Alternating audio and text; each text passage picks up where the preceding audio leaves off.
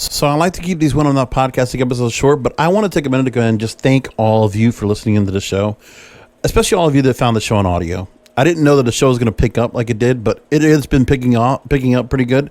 And I really love all you guys, especially all you women. I love you women for listening to the show and checking out what you're listening to. Also, all of you that are listening, first of all, I'm younger than you. You're younger than me. A lot of you in my audience, I see it's younger, and I love it. I like the fact I'm actually in touch with what's going on, and I want to stay in touch because I'm really, everything that's going on in the mainstream that I think that matters, everything that, like people talk about, I want to be able to talk about too. And I want to be able to know what you want to hear from me on this program that I can talk about. So by all means, hit me up by email, kingofpodcasts@yahoo.com, kingofpodcasts@yahoo.com. Also, you can find me wherever you need to. On Twitter at King of Podcasts, Facebook at King of Podcasts. I got the website kingofpodcasts.com and so much other places. That's how it works like that. I just going to keep that up there and let everybody know that I am available to all of you to check out. And I hope you'll just consider to go and continue to keep listening to the show and let more people know about it and where they can find it. Apple Podcasts, Google Podcasts, Stitcher, Spotify, Google, Spreaker, iHeartRadio, and all that good stuff. Thank you. I really do appreciate it. Now, move along into the stories.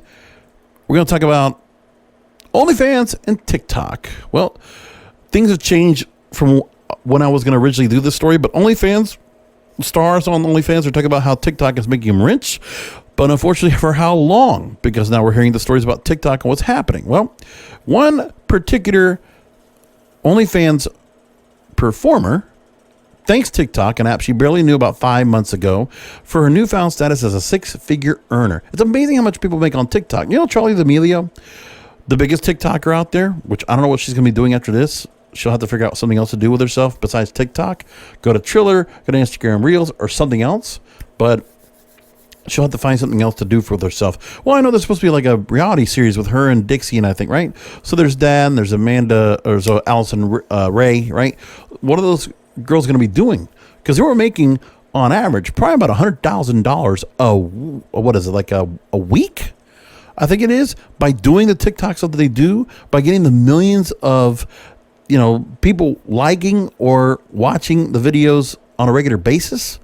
So again, TikTok, 6 figures, right? Lived a relatively average life until recently, worked a retail job on the East Coast, shared an apartment with roommates, and by all standards, was a regular 20-year-old. Then COVID-19 in March happened. She, like many others, joined TikTok and posted videos of herself doing random things, putting on makeup, showing off her height below 5 feet, and dancing, and people seemed to enjoy it.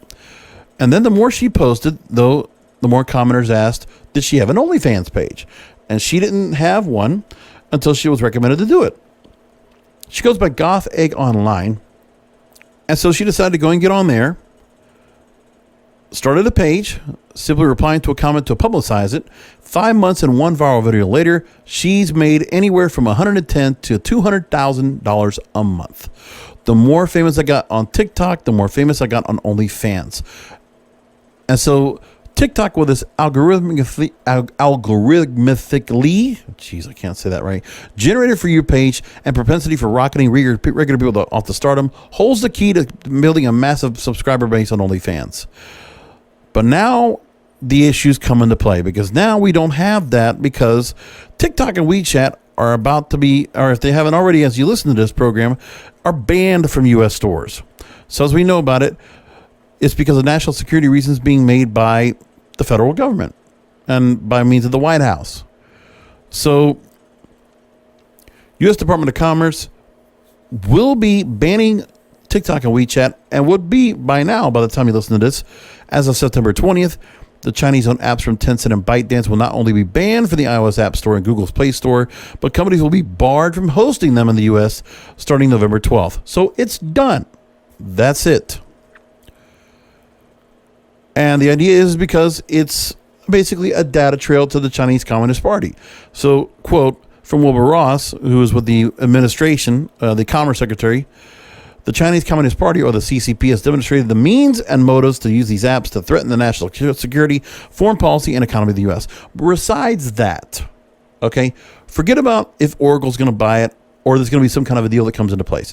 What it comes down to is the TikTok idea needs to be replaced with somebody. Now, we know about Triller. There's a new app that's coming into place. We know about Instagram putting out Reels. I said that Reels, even though with the 15-second model they have, they need to go ahead and get a 60-second model in there as well. The option to do is 15 or 60 very soon to get people out there to go enjoy it. So they got to get to that at some point. TikTok has 100 million users in the U.S. WeChat, 19 million daily active users, according to Reuters. So there you go. And the advertisers are already going to get hit first, and everything else comes into play. So again, nobody else is going to be able to get on it, and eventually it'll just be shut down for everybody, and nobody will get on it after all. Now, that's going to hurt some people on TikTok, but TikTokers, remember, there are other places to go. And the other thing, too, is that, you know, that's the whole idea was that, okay, TikTok caused the OnlyFans, which is fine. And that works for some people, but again, there were certain things you can't do on TikTok that you can do on OnlyFans. But the videos that people were doing, the dancing, the Charli D'Amelio type stuff, well, now they got to figure out what they're going to do. What's Jason Derulo going to do? Where's the music going to be inspiring to all the charts and like with all the music that gets viral every day because of TikTok? As TikTok is going on the way out, remember, you got, you know, want to see me do my dance in my $1,000 pants, right? You got that, you got Savage, you got Rockstar, you got Party Girl, you got You Broke Me First.